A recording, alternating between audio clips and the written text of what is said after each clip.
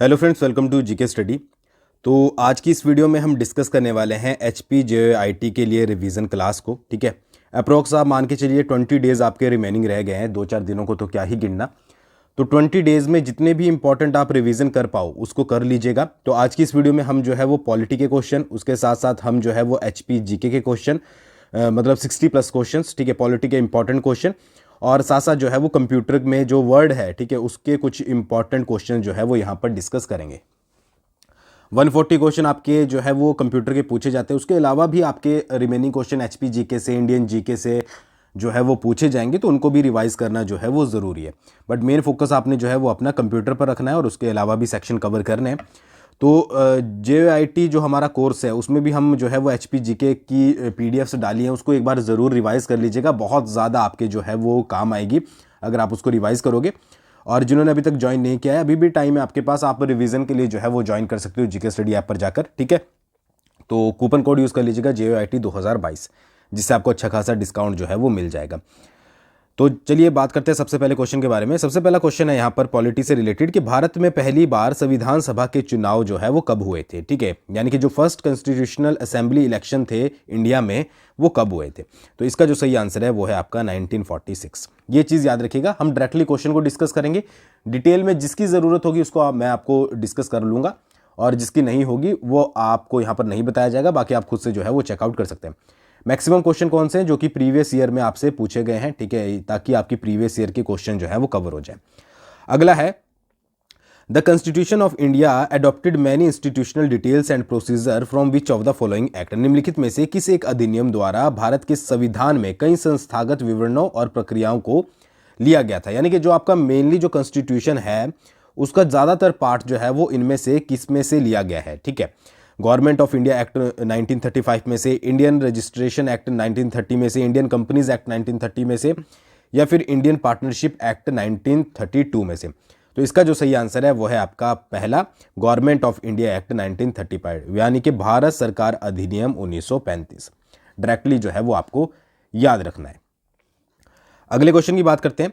The total membership of the constitution assembly was 389। ठीक है, जो आपकी कॉन्स्टिट्यूशनल असेंबली थी उसके जो टोटल सदस्य थे, कुल सदस्य थे, वो 389 थे। सबसे पहला तो आपको यही चीज याद रखनी है, जिसमें से डैश रियासतों के प्रतिनिधि थे। अब यहां पर आपको बताना है कि इनमें से कितने जो है वो रियासतों के प्रतिनिधि थे।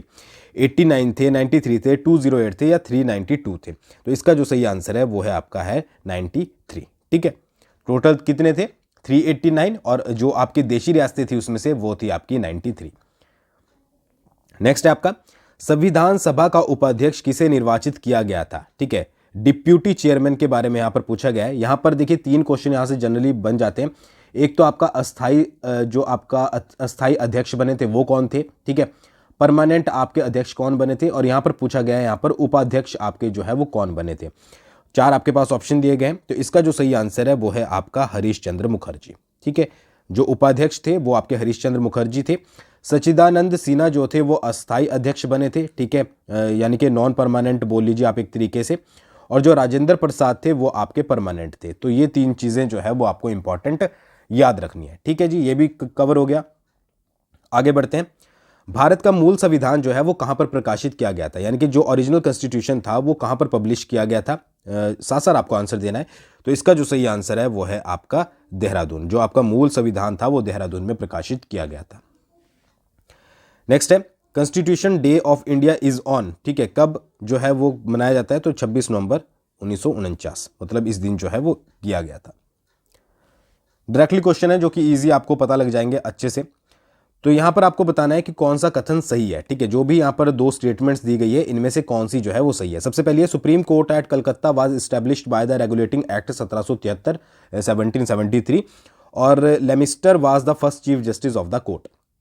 यहां पर बोला गया है कि जो आपका सुप्रीम कोर्ट में स्थापना की गई थी कलकत्ता में सुप्रीम कोर्ट की, वो 1773 के रेगुलेटिंग एक्ट के द्वारा की गई थी, और लेमिस्टर इस कोर्ट के जो है वो मुख्य न्यायाधीश थे।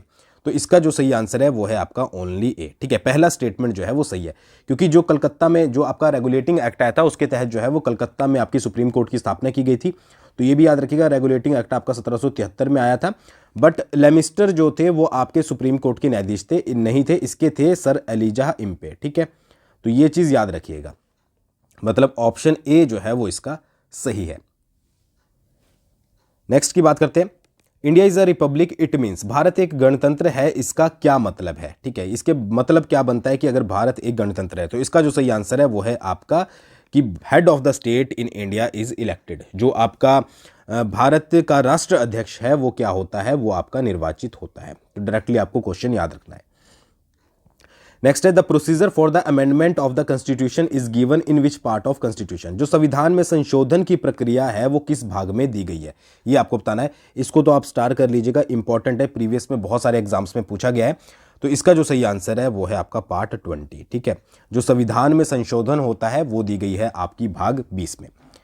नेक्स्ट है, कौन कहता है भारत एक अर्ध संघीय अर्थात कम संघीय और अधिक एकात्मक है? किसकी स्टेटमेंट है ये? तो ये है आपकी केसी वेलर की। याद रखिएगा, केसी वेलर। स्टेटमेंट्स जितनी भी है कि किस किसने बोली है वो एक बार ज़रूर रीड कर लीजिएगा। जैसे महात्मा गांधी जी के द्वारा कौन कौन सी थी, या फिर कौन कौन से जो भी जिनके भी द्वारा क्रांतिकारी है, बाल गंगाधर तिलक है, कौन कौन सी स्टेटमेंट्स उन्होंने दी थी, तो उसको जो है वो एक बार ज़रूर देख लीजिएगा।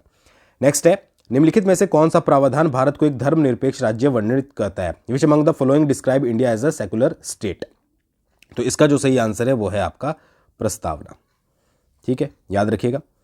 नेक्स्ट क्वेश्चन है, Indian parliament has the power to create a new state under which of the following constitution provision? ठीक है, जो आपकी भारत की संसद है वो क्या कर सकती है? एक नया राज्य बना सकती है। तो ये किस संवैधानिक प्रावधान के तहत कर सकती है?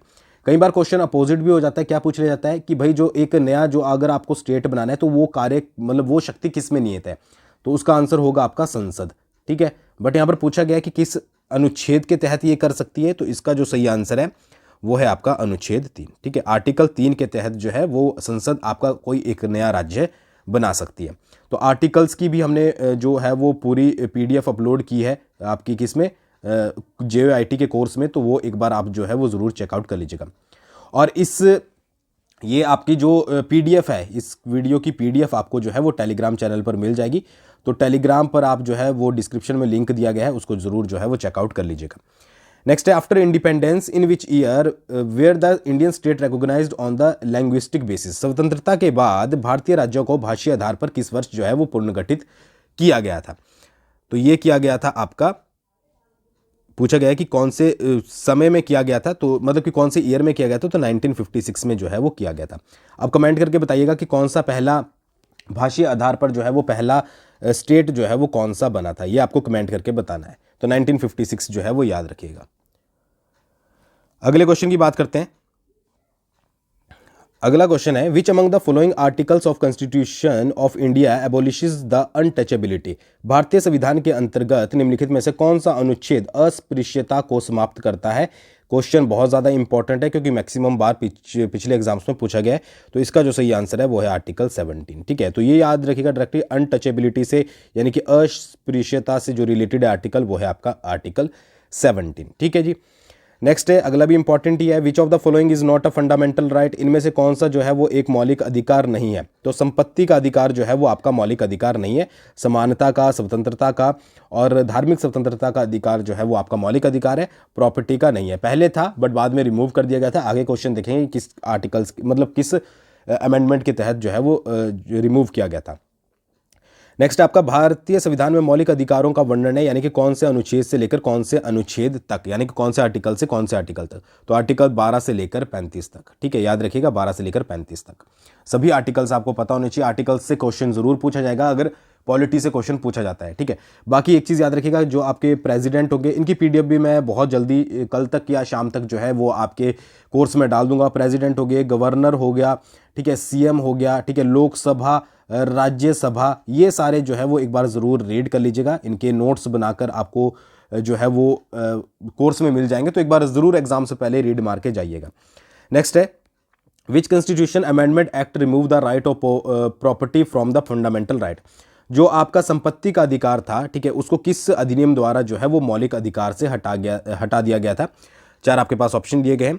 तो इसका जो सही आंसर है वो है आपका 44th। ठीक है, 44वां जो संविधान संशोधन था उसके द्वारा आपका इसको हटा दिया गया था। ये चीज़ याद रखिएगा।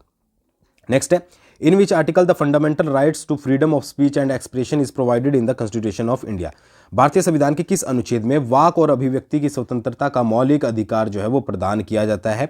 4 आपके पास ऑप्शन दिए गए हैं, तो इसका जो सही आंसर है वो है आपका आर्टिकल 19, ठीक है, अनुच्छेद 19। डायरेक्टली आपको याद रखना है, ऐसा नहीं है कि एक ही वीडियो आएगी, और भी वीडियोस हम लेकर आएंगे। अगर आपको पसंद आती है तो उसमें और भी चीज़ें जो है वो कवर करवाई जाएगी। तो ये तो थे आपके इंडियन पॉलिटी के कुछ इंपॉर्टेंट क्वेश्चंस, ठीक है। आई होप आपको सभी आते होंगे, कईयों को तो बिल्कुल टिप्स पर याद होंगे। थोड़ा चलते हैं आपके कंप्यूटर की तरफ, जिसमें हम वर्ड से रिलेटेड कुछ इंपॉर्टेंट क्वेश्चन डिस्कस करेंगे। सबसे पहला है the ability to combine name and address with a standard document is called what, ठीक है। जो एबिलिटी होती है कंबाइन करने की नेम और एड्रेस को किसी स्टैंडर्ड डॉक्यूमेंट के साथ, उसको क्या कहा जाता है, तो उसको कहा जाता है आपका मेल मर्ज, ठीक है। ये सारे क्वेश्चन जो हैं वो आपके NCERT बेस्ड हैं, तो इनको ज़रूर से अच्छे से रिवाइज कर लीजिएगा। नेक्स्ट है आपका which enables us to send the same letter to different person, ठीक है। तो इसका भी जो सही आंसर है वो आपका मेल मर्ज है, ठीक है। दोनों का मेल मर्ज है, तो दोनों आपने सीधा सा साफ तौर पर जो है वो रिवीजन है, तो आपको डायरेक्टली याद रखना है। नेक्स्ट है आपका a word processor would most likely be used to do, ठीक है। जो वर्ड प्रोसेसर है वो इनमें से किस काम के लिए जनरली यूज किया जाता है, तो इसका जो सही आंसर होगा वो होगा 8, मतलब 8 नहीं, D, टाइप अ बायोग्राफी, ठीक है। ज़्यादातर हम वर्ड प्रोसेसर का यूज़ किस लिए करते हैं, किसी चीज़ को टाइप करने के लिए। नेक्स्ट आपका व्हाट इज गूटर मार्जिन, ठीक है। गूटर मार्जिन जो है वो क्या होता है, 4 आपके पास ऑप्शन दिए गए हैं, ठीक है। तो इसका जो सही आंसर है वो है आपका margin that is added to the binding side of page when printing, ठीक है। सी आंसर इसका जो सही है, ठीक है। Margin that is added to the binding side of page when printing, तो उसको क्या कहा जाता है, उसको आपको कहा जाता है गूटर मार्जिन। नेक्स्ट आपका which can be used for quick access to commonly use commands and tools, ठीक है। इनमें से क्या यूज किया जाएगा आपके क्विक एक्सेस के लिए, जो कि कॉमनली यूज्ड कमांड होती है और टूल्स होती है, तो उसके लिए यूज किया जाएगा आपका टूल बार।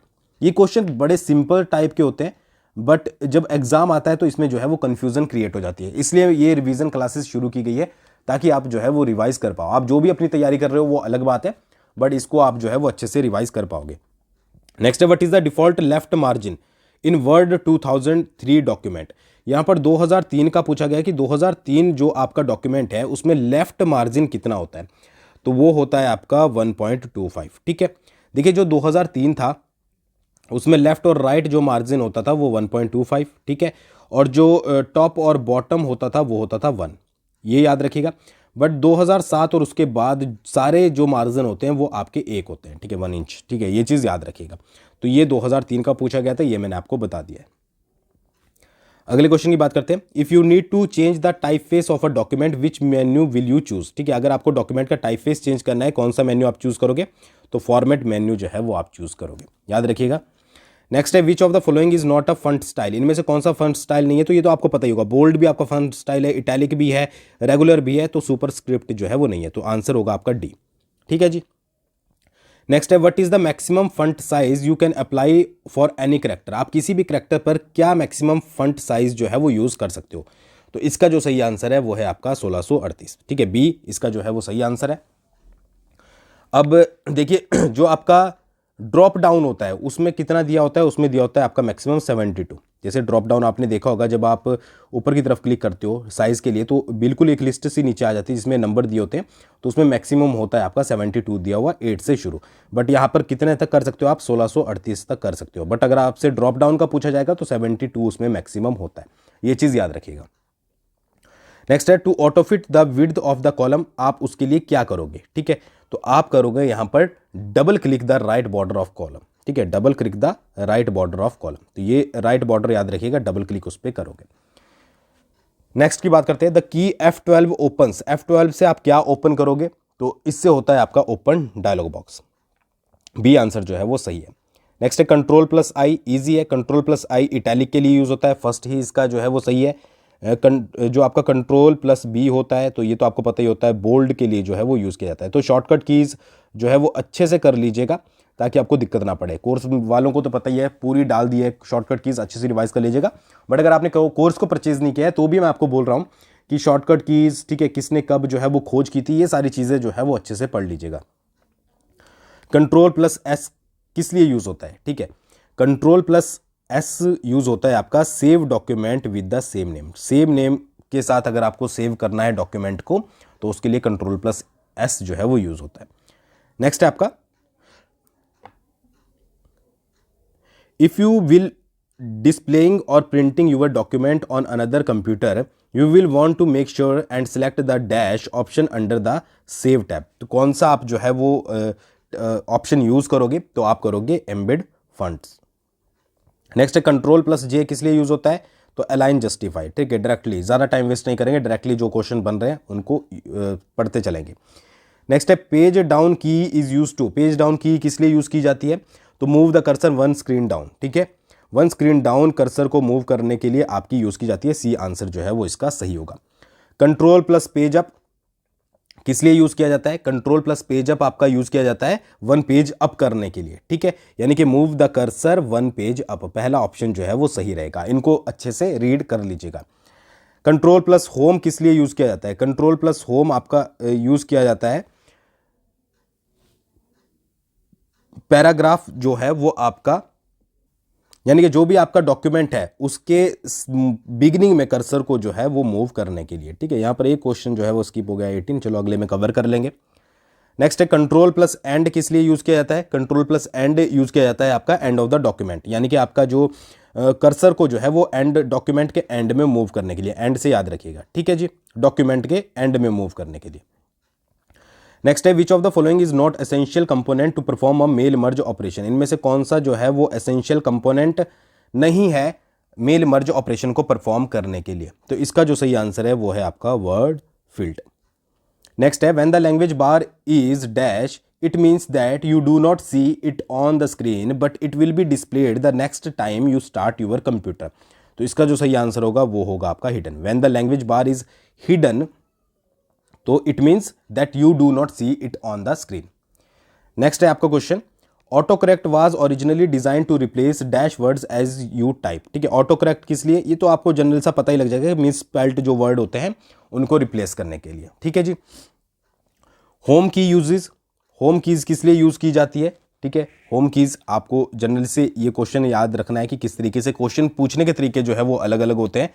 तो बिगिनिंग ऑफ द लाइन, ठीक है, बिगिनिंग ऑफ द लाइन अगर आपको कर्सर ले जाना है तो उसके लिए होम स्क्रीन जो है वो यूज की जाती है। Ctrl+राइट एरो किस लिए यूज किया जाता है, तो move the cursor word right, ठीक है, आपने कर्सर को जो है वो वन वर्ड राइट में मूव करना है तो आप उसके लिए Ctrl+राइट एरो यूज करोगे। एंड की किस लिए यूज करोगे, एंड की आप यूज करोगे एंड ऑफ द लाइन, ठीक है, यानी कि कर्सर को जो है वो लाइन के एंड में मूव करने के लिए, ठीक है जी। Ctrl+पेज डाउन किस लिए यूज करोगे आप, तो Ctrl+पेज डाउन, वन पेज डाउन जो है वो कर्सर को मूव करने के लिए इसका यूज किया जाता है, आंसर बी जो है वो इसका सही होगा। Ctrl+डाउन एरो किस लिए यूज किया जाता है, Ctrl+डाउन एरो जो है वो वन पैराग्राफ डाउन कर्सर को मूव करने के लिए जो है वो यूज किया जाता है, फर्स्ट ऑप्शन इसका सही होगा। पेज अप कीज किस लिए यूज की जाती है, तो वन स्क्रीन अप जो है कर्सर को मूव करने के लिए आपकी पेज अप कीज जो है वो यूज की जाती है। नेक्स्ट है Ctrl+लेफ्ट एरो, ठीक है, तो वन वर्ड लेफ्ट, यानी कि अगर आपको कर्सर को वन वर्ड लेफ्ट मूव करना है तो उसके लिए आंसर जो है वो आपका बी सही होगा। तो ये कुछ 30 क्वेश्चन थे। इस क्वेश्चन को बनाने का मतलब सिर्फ इतना था कि आपको पता लग जाए कि इस तरीके के क्वेश्चन आपको रीड करना है, अगर आपको कुछ स्किप हो गया है तो वो आप अच्छे से रिवाइज कर लीजिएगा, ठीक है जी। चलते हैं अब HP GK के ऊपर जो कि इंपॉर्टेंट है। ये तो पहली ही क्लास है तो थोड़े इजी क्वेश्चन है यहाँ पर, जैसे जैसे हम आगे बढ़ेंगे अगर आपको पसंद आता है तो कमेंट जरूर कीजिएगा कि आपको नेक्स्ट क्लास चाहिए, तो हम जो है वो और भी अच्छे से आपके लिए क्लास लेके आएंगे। नेक्स्ट हम वन लाइनर क्वेश्चन ज़्यादा HP में डिस्कस करेंगे क्योंकि अगर हम MCQs करते हैं तो बहुत ज़्यादा टाइम जो है वो कंज्यूमिंग हो जाएगा, तो यहाँ पर रिवीजन क्लास है, सिंपल से आपको रिवाइज करना है। पहला है आपका सतलुज नदी किस स्थान पर हिमाचल प्रदेश में एंट्री करती है, इसका आंसर है शिपकी। सारे क्वेश्चन जो है वो प्रीवियस ईयर से हैं। कसोल गर्म पानी का चश्मा हिमाचल प्रदेश के किस जिले में है, तो कुल्लू में जो है वो कसोल गर्म पानी का चश्मा आपका पड़ता है। चंद्रनाहन जो हिमनद यानी कि ग्लेशियर, चंद्रनाहन ग्लेशियर जो है वो किस नदी को जो है वो आपका वाटर देता है, तो वो है आपकी पब्बर नदी। 3 क्वेश्चन रिवाइज हो गए। नेक्स्ट चलते हैं, प्राचीन समय में कौन सी पर्वत श्रृंखला मानक पर्वत के नाम से जानी जाती थी, शिवालिक हो गई। कौन सा पहाड़ी दर्रा कांगड़ा को चंबा से जोड़ता है, तो तेलंग। तो तेलंग किसको जोड़ता है, कांगड़ा प्लस चंबा। नरसिंह टिब्बा चोटी हिमाचल प्रदेश के किस जिले में है, तो चंबा में है। नबाही देवी मंदिर हिमाचल प्रदेश के किस स्थान पर है, तो सरका घाट में है। 2011 की जनगणना के अनुसार हिमाचल प्रदेश में लिंग अनुपात कितना था? तो 972। शिमला की पहाड़ी रियासतों में 15 अगस्त 1947 को सबसे पहले उत्तरदायी सरकार स्थापित करने वाली कौन सी ठकुराई थी? ठियोग थी। बहुत ज्यादा इंपॉर्टेंट क्वेश्चन है, सभी प्रीवियस ईयर से हैं तो सारे एक बार रीड कर लीजिएगा। हिमाचल प्रदेश विश्वविद्यालय की स्थापना आपको पता ही है 1970 में की गई थी। दरानी घाट शरण स्थल हिमाचल प्रदेश के किस स्थान पर है? तो रामपुर बुशहर। A.O. ह्यूम जिन्होंने कांग्रेस स्थापित करने की कल्पना की थी, उनका निवास स्थान शिमला की किस इमारत में था? तो रोथनी कैसल। याद रखिएगा। हिमाचल प्रदेश के सिरमौर जिला में शुरू होने वाले रेणुका मेले को जो है वो, मतलब जो रेणुका मेला है वो किस दिन के आसपास जो है वो शुरू होता है? तो दीपावली के 10 दिन बाद जो है वो शुरू होता है। रेणुका मेला कहाँ पर मनाया जाता है? सिरमौर जिले में मनाया जाता है, तो ये भी याद रखिएगा। हिमाचल प्रदेश के अजंता ताबो मठ, ये भी आपको पता ही है। निक्का चित्रकार किस रियासत के दरबार से जुड़ा है? तो चंबा रियासत से। हिडिंबा देवी मंदिर कौन सी शैली का बना हुआ है? पैगोडा शैली का बना हुआ है। तो यहाँ से ये चीज़ याद रखिएगा, मंदिरों की शैली वगैरह अच्छे से रीड कर लीजिएगा, ठीक है। हिमाचल प्रदेश के रामपुर बुशहर और कोटगढ़ क्षेत्र में कौन सी बोली बोली जाती है? तो कोची बोली जो है वो बोली जाती है। कहाँ पर? रामपुर बुशहर और कोटगढ़ में। 1952 में हिमाचल प्रदेश विधानसभा के उप सभापति कौन थे? तो कृष्ण चंद थे। किस वर्ष हिमाचल प्रदेश टेरिटोरियल काउंसिल को विधानसभा में बदला गया था? जो हिमाचल प्रदेश टेरिटोरियल काउंसिल थी उसको विधानसभा में जो है वो 1963 में बदला गया था। 1948 में स्थापित की गई हिमालयन प्रांत प्रोविजनल सरकार जिसका मुख्यालय कहां पर था? शिमला में था। तो उसके मुखिया कौन थे? शिवानंद रमोल। तो मुख्यालय याद रखिएगा, मुख्यालय कहां पर था, यानी कि हेडक्वार्टर आपका शिमला में था, और उसके जो मुखिया थे यानी कि हेड थे वो थे आपके शिवानंद रमोल। सिरमौर क्षेत्र में हार नामक लोकगीत, ठीक है, तो कहाँ, कौन सा हार कहाँ के से रिलेटेड है? ये आपका सिरमौर से है। और बिलासपुर मंडी तथा कांगड़ा क्षेत्रों के झेड़ा लोकगीत, उनका विषय यानी कि टॉपिक जो है वो क्या है? तो पराक्रम जो है वो उसका टॉपिक होता है। किसका? सिरमौर का हार और बिलासपुर मंडी कांगड़ा का झेड़ा। कायांग नृत्य हिमाचल प्रदेश के किस क्षेत्र से जुड़ा है? तो किन्नौर। ये बहुत बार जो है वो अलग अलग एग्जाम्स में पूछा गया है। हिमाचल प्रदेश के मुख्य सूचना आयुक्त का कार्यालय शिमला में कहां पर है? तो मजेठिया हाउस में है। हिमाचल प्रदेश के ऊना जिले में किस स्थान पर स्टेट ऑफ इंडस्ट्रियल एरिया स्थापित किया गया है? तो पंडोगा में किया गया है। कौन क्या किया गया है? State of industrial area. Shongtong Karcham जल विद्युत परियोजना किस नदी पर है? तो सतलुज पर है। हिमाचल प्रदेश में कम्युनिटी डेवलपमेंट प्रोग्राम कब शुरू किया गया था? तो 1952 में जो है वो किया गया था। नूरपुर रियासत की स्थापना, देखिए जेठपाल और कई बार जेठपाल, तो ये आपके लिखे हुए आ सकते हैं, तो इनमें से कोई भी आपको मिले, क्योंकि आपने देखा ही होगा कई बार जो हिंदी में स्पेशली जो है वो लिखने में गलती हो जाती है, तो ये चीज़ याद रखिएगा। गंगी और मोहना लोकगीत जो है वो किस क्षेत्र से जुड़े हुए हैं? तो बिलासपुर से जुड़े हुए हैं। कौन कौन से? गंगी और मोहना। दोबारा इसलिए बोल रहा हूँ ताकि आपके दिमाग में बैठ जाए। शिमला जिला का कौन सा स्थान ट्राउट फिश के लिए प्रसिद्ध है? तो रोहड़ू प्रसिद्ध है। और गोल्फ कोर्स के लिए आपका नालदेहरा, ठीक है, ये तो आपको ईजिली जो है वो पता ही होंगे दोनों। हिमाचल प्रदेश के बिलासपुर जिले में कौन सा स्थान हर्बल गार्डन के लिए जाना जाता है? तो जंगल झलेड़ा जो है वो आपका हर्बल गार्डन के लिए जाना जाता है। कहां पर? बिलासपुर जिले में।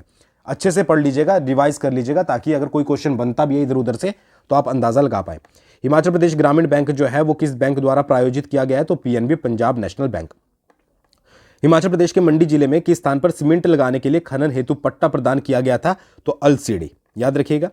शिमला जिले का कौन सा स्थान स्कीइंग के लिए प्रसिद्ध है? तो कुफरी। तो ये देखिए, जैसे ट्राउट फिश के लिए आपका रोहड़ू हो गया, ठीक है, उसके बाद नालदेहरा आपका गोल्फ के लिए हो गया, और कुफरी जो है वो स्कीइंग के लिए होगा। ये शिमला में ही पढ़ते हैं तो क्वेश्चन इनसे बन जाते हैं। किंकरी देवी ने 1987 में किस मुद्दे पर हिमाचल प्रदेश उच्च न्यायालय में जनहित है याचिका दाखिल की थी? तो गैर कानूनी उत्खनन, ठीक है, जो माइनिंग्स वगैरह होती है। तो कब की गई थी? 1987 में। ये भी आपको याद रखना है। नेक्स्ट है, किसे 1982 में उसकी रचना पहाड़ी चित्रकला के लिए हिमाचल प्रदेश राज्य स्तरीय प्रथम पुरस्कार दिया गया था? किशोरी लाल वैद्य। कब दिया गया था? 1982 में। याद रखिएगा। 1967 में निर्मित हिमाचल प्रदेश विधानसभा में मनोनीत सदस्यों की संख्या कितनी थी? 3। याद रखिएगा। नेक्स्ट है, यमुना का वैदिक नाम आपका क्या है? कालिंदी है। व्यास नदी धौलाधार पर्वत श्रृंखला को किस स्थान पर काटती है? लारजी। ये इंपॉर्टेंट है दोनों ही। महाकाली, मणिमहेश और गड़ासरू झील हिमाचल प्रदेश के किस जिले में? चंबा जिले में। तो जो आपकी लेक्स है सभी डिस्ट्रिक्ट की जो है वो पढ़ लीजिएगा। कौन सा पहाड़ी दर्रा हिमाचल प्रदेश के कुल्लू और मंडी जिलों को जोड़ता है? दुलची, ठीक है, किसको? कुल्लू प्लस मंडी को। कुल्लू के निर्मंड इलाके में कौन से ऋषि जुड़े हुए हैं? परशुराम। हिमाचल प्रदेश के मंडी जिले का रिवालसर गांव किससे संबंध है? पद्म संभव से। इजी क्वेश्चन है बट रिवीजन बहुत ज्यादा जरूरी है। चमेरा झील, ये पता ही होगी आपको, चमेरा झील जो है वो चंबा में पड़ती है। न्यायमूर्ति मेहरचंद महाजन की आत्मकथा का नाम जो है वो लुकिंग बैक है। अर्की की गोरखा विजय के लेखक जो है वो यूएस कुमार है। कई बार ये KS कुमार, AS कुमार दे देते हैं, ठीक है, तो US कुमार है। 1883 के आसपास जुग्गा आंदोलन जिसमें कुछ किसानों ने आत्मदाह कर लिया था, किस रियासत में हुआ था? तो ये हुआ था आपका कहलूर यानी कि बिलासपुर। गुग्गा मंडली किस दिन गांव गांव जाकर गुग्गा गाथा की शुरुआत करती है? तो रक्षाबंधन के दिन। मई 1815 में किस किले के पास अंग्रेजों और गोरखों में युद्ध हुआ जिसमें भक्ति थापा मारा गया था? तो मल्लाओं के किले के पास। कब हुआ था? 1815 में। किस किस के बीच में? अंग्रेजों और गोरखों के बीच में। और कौन मारा गया था इसमें? भक्ति थापा जो है वो मारा गया था। इस तरीके से आपको याद रखना है। कांगड़ा रियासत के किस राजा ने अपनी बेटी का विवाह ध्यान सिंह के बेटे से करने से मना कर दिया था और महाराणा रणजीत सिंह के क्रोध से अपनी जान बचाकर जो है वो भागना पड़ा था उसे? तो वो था आपका अनिरुद्ध चंद। नेक्स्ट है, कहलूर रियासत का कौन सा राजा निसंतान मर गया और उसकी मौत के बाद उत्तराधिकारी के लिए संघर्ष हुआ था? तो वो था आपका खड़क चंद। कहां का था? कहलूर रियासत का। किस वर्ष आसपास लाहौल पर सिखों ने अधिकार कर लिया था? 1840-41। याद रखिएगा। 1857 में जगोत छावनी में गोरखा रेजिमेंट के विद्रोह का नेतृत्व किसने किया था? सूबेदार भीम सिंह ने। पहाड़ी गांधी बाबा कांशीराम का जन्म कहां पर हुआ था? गुरनकड़ गांव कहां पर पड़ता है आपका? कांगड़ा में। हिमाचल प्रदेश के मंडी शहर के पास व्यास नदी पर सस्पेंशन ब्रिज कब बनाया गया था? तो 1878 में जो है वो सस्पेंशन ब्रिज आपका बनाया गया था। तो 55 क्वेश्चन तो आपके कवर हो ही गए हैं, ठीक है। इसलिए यहाँ पर एमसीक्यूज नहीं मैंने रखे, क्योंकि जो वन लाइनर होते हैं वो रिवाइज ही कर रहे हैं तो आपके दिमाग में बैठ जाएंगे। नेक्स्ट आपका, हिमाचल प्रदेश के कांगड़ा जिले का क्षेत्रफल लगभग कितने वर्ग किलोमीटर है? तो 5739 वर्ग किलोमीटर। किस मुगल सम्राट ने 1678 के आसपास चंबा के सभी मंदिरों को तोड़ने के आदेश दे दिए थे? तो ये तो बहुत कॉमन सा क्वेश्चन है, औरंगजेब। पर कब दिए थे? 1678। नेक्स्ट, किस गुरु ने कहलूर की रानी से 3 गांव लिए और मकीवाल गांव, जो बाद में आनंदपुर साहिब के नाम से जाना जाने लगा, को अपना नाम जो निवास स्थान जो है वो बनाया था? तो गुरु तेग बहादुर। किस रियासत ने 1857 की क्रांति में अंग्रेजों की मदद नहीं की थी? तो बुशहर। इंपॉर्टेंट है, याद रखिएगा। सिरमौर रियासत के किस राजा ने अपने प्रशासन को अंग्रेजों की पद्धति पर ढालने की कोशिश की थी? तो वो थे आपके शमशेर प्रकाश। चंबा रियासत के राजा ने किस वर्ष अपनी रियासत के लगभग सारे वन जो है वो पट्टे पर दे दिए थे? तो 1864। 1864 याद रखिएगा। शिमला जिले के कुछ भागों में काल्टा, तेगता, गांगटा और झारटा आदि उपनाम यूज किए जाते हैं। तो ये किस आधार पर रखे जाते हैं? तो वंश के मुखिया के नाम के आधार पर। तो ये काल्टा, तेगटा, गांगटा और झारटा याद रखिएगा। कहां पर? शिमला जिले के कुछ भागों में।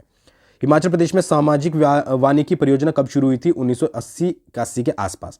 चंबा के किस राजा ने 1873 के आसपास अपने बेटे श्याम सिंह के हक में गद्दी छोड़ दी और दस्तबरदार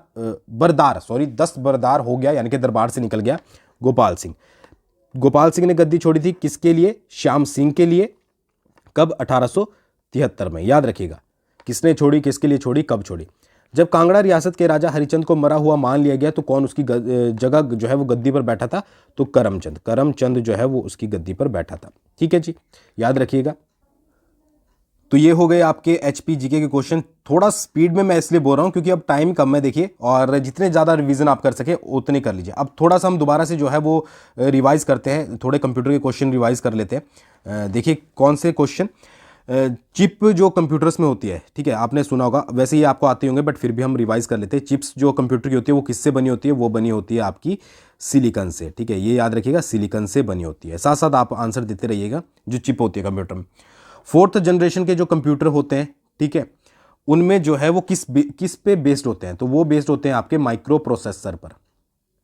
ये यहां पर मैंने टाइप नहीं करे, बट मैं आपको बता रहा हूं। 4th जनरेशन के किस पे डिपेंड करते हैं? वो करते हैं आपके माइक्रो प्रोसेसर पर। तो 1st, 2nd, 3rd आपको पता होना चाहिए क्या क्या चीज़ें जो है वो कहाँ कहाँ पर यूज़ की जाती थी, यानी कि ट्रांजिस्टर कहाँ पर यूज़ किए जाते थे, वैक्यूम ट्यूब्स कहाँ पर यूज़ की जाती थी, सिलिकॉन की जो है वो चिप्स बनी होती है जो, ठीक है। तो ये चीज़ याद रखिएगा। अब नेक्स्ट क्वेश्चन, जैसे कि आपका जो स्टोर्ड प्रोग्राम का कंसेप्ट था, स्टोर्ड प्रोग्राम का जो मुझे इंपॉर्टेंट याद आ रहे हैं वो मैं बता रहा हूँ आपको।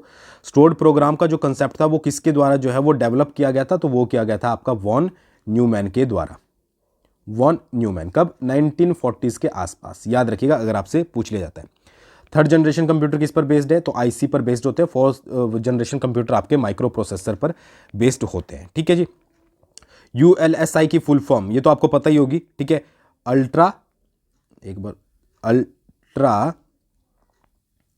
Large scale integration. ठीक है, अल्ट्रा लार्ज स्केल इंटीग्रेशन, ये चीज याद रखिएगा। ठीक है, कई बार ये पूछ लिया जाता है आईसी किससे बनी होती है? IC is made up of, तो ये बनी होती है आपकी ट्रांजिस्टर से। याद रखिए, सिंपल क्वेश्चन होते हैं बट बहुत बार पूछ लिए जाते हैं। ठीक है, मॉडर्न कंप्यूटर का फादर किसको बोला जाता है? मॉडर्न जो आपके कंप्यूटर होते हैं, ठीक है, उसका फादर बोला जाता है आपका एलन TURING, टर्निंग, ठीक है। एलन ट्यूनिंग लिखा होता है, कई बार टर्निंग लिखा होता है। VDU की फुल फॉर्म क्या होगी? वीडियो की फुल फॉर्म होती है आपकी विजुअल डिस्प्ले यूनिट, ठीक है, विजुअल डिस्प्ले यूनिट, याद रखिएगा, ठीक है जी।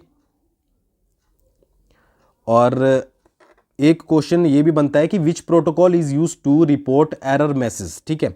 आपने जो है जो आपके एरर मैसेज होते हैं उसको आपको रिपोर्ट करना है, तो उसके लिए कौन सा आपका प्रोटोकॉल यूज होता है? तो वो होता है आपका ICMP, ICMP यानी कि इंटरनेट कंट्रोल मैसेज प्रोटोकॉल। क्या फुल फॉर्म होगी आपकी? इंटरनेट कंट्रोल मैसेज प्रोटोकॉल, ठीक है जी। ये आपने पढ़ा भी होगा मुझे लगता है। और एप्लीकेशन लेवल प्रोटोकॉल कौन कौन से होते हैं? कई बार ये भी पूछ लिया जाता है।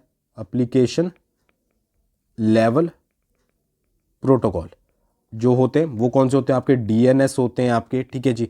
HTTP हो गया आपका और PGP हो गया, ठीक है। ये चीज़ भी याद रखिएगा डायरेक्टली अगर आपसे पूछ ली जाए। और कौन सा हो गया? जो आपका एडसेक होता है, इसकी फुल फॉर्म क्या होती है? EDSAC। एडसेक की फुल फॉर्म होती है आपकी electronic delay storage automatic computer, ठीक है जी। क्या है? Electronic delay storage automatic computer. और इसकी जो इन्वेंट किया था, इसको किसने किया था? वो किया था आपका जॉन वॉन न्यूमैन ने। तो एडसेक की आपको फुल फॉर्म भी याद रखनी है और किसने किया था वो भी जो है वो आपको याद रखना है। फादर ऑफ मॉडर्न कंप्यूटर मैंने आपको बता ही दिया है कि फादर ऑफ मॉडर्न कंप्यूटर जो है वो कौन थे। डॉस की तो आपको फुल फॉर्म पता ही होगी कि डॉस की फुल फॉर्म क्या होती है। डॉस की फुल फॉर्म होती है आपकी डिस्क ऑपरेटिंग सिस्टम, ठीक है जी। डिस्क ऑपरेटिंग सिस्टम जो है वो डॉस की फुल फॉर्म होती है। थोड़ा हम पेन वगैरह चेंज कर लेते हैं ताकि आपको अच्छे से दिखे। स्टैंडर्ड प्रोटोकॉल, इंटरनेट के लिए स्टैंडर्ड प्रोटोकॉल कौन से होते हैं? ये तो आपको पता ही होगा, TCP और IP। ये आपके स्टैंडर्ड प्रोटोकॉल होते हैं किसके लिए? आपके इंटरनेट के लिए। कुछ फुल फॉर्म भी देख लेते हैं कि कौन कौन सी फुल फॉर्म होती है। देखिए ALU की तो आपको फुल फॉर्म पता होगी। ALU की फुल फॉर्म होती है अरिथमेटिक लॉजिक यूनिट, ठीक है। एल्गोल की फुल फॉर्म क्या होती है? ALGOL। एल्गोल की होती है एल्गोरिदमिक लैंग्वेज, ठीक है। ALGORITHMIC, ठीक है, लैंग्वेज, ठीक है। फिर होता है आपका BCD की फुल फॉर्म होती है आपकी binary coded decimal code. Binary coded decimal code, ये चीज़ याद रखिएगा। फिर आपकी एक होती है कोमल बोल लीजिए, COMAL बोल लीजिए, ठीक है। तो इसकी होती है आपकी common algorithmic language, common algorithmic language, ठीक है, ये याद रखिएगा। DTP की फुल फॉर्म क्या होती है? अगर आपको पता है तो ज़रूर साथ साथ बोलते रहिएगा, ठीक है। तो इसकी होती है आपकी डेस्कटॉप पब्लिशिंग, ठीक है, डेस्कटॉप पब्लिशिंग। DTS भी होता है एक। DTS की क्या होती है? Disk operating system, disk operating system, ठीक है, डिस्क ऑपरेटिंग सिस्टम, ये चीज़ याद रखिएगा। कुछ और देख लेते हैं। ENIAC की भी फुल फॉर्म कई बार जो है वो पूछ ली जाती है। ENIAC इलेक्ट्रॉनिक न्यूमेरिकल, ठीक है, electronic numerical integrated and computer, ठीक है। फोर्ट्रैन की आपको पता होगी फॉर्मूला ट्रांसलेशन। डॉस की आपको, कैड की फुल फॉर्म आपको कंप्यूटर एडेड डिज़ाइन। कोबोल की फुल फॉर्म भी आपको पता ही होगी, ठीक है, कॉमन बिजनेस ओरिएंटेड लैंग्वेज, ठीक है, कॉमन बिजनेस ओरिएंटेड लैंग्वेज, ठीक है, कॉमन बिजनेस ओरिएंटेड लैंग्वेज, ये चीज़ याद रखिएगा, ठीक है। PDF की भी कई बार पूछ ली जाती है। PDF की भी आपको पता होगी। PDF की होती है पोर्टेबल डॉक्यूमेंट फॉर्मेट। CPU की सेंट्रल प्रोसेसिंग यूनिट, ठीक है, डीवीडी की डिजिटल वीडियो डिस्क, उसके अलावा आपकी यूएसबी की यूनिवर्सल सीरियल बस, ये सारी चीज़ें, ठीक है। CDMA की फुल फॉर्म क्या होगी, CDMA, ठीक है, तो CDMA की होती है कोड डिवीज़न मल्टीपल एक्सेस, ठीक है। तो आज की वीडियो में बस इतना ही, वीडियो ज़्यादा लंबी ना हो जाए। बाकी कमेंट करके बताइएगा अगर आपको वीडियो पसंद आई, तो कल और भी अच्छी वीडियो आपके लिए लेकर आएंगे। बाकी JOIT पर जाकर आप जो है वो कोर्स, GK स्टडी ऐप पर जाकर कोर्स को जरूर ज्वाइन कर लीजिएगा, बहुत सारी चीज़ें आपको मिलेगी। और टेलीग्राम पर भी डिस्क्रिप्शन में लिंक दिया गया टेलीग्राम का, प्लस एक करंट अफेयर चैनल का, जिस पर आप जाकर जो है वो फैक्ट्स वगैरह करंट अफेयर वगैरह चेकआउट कर सकते हैं, जरूर विजिट कीजिएगा। Thanks for watching. बहुत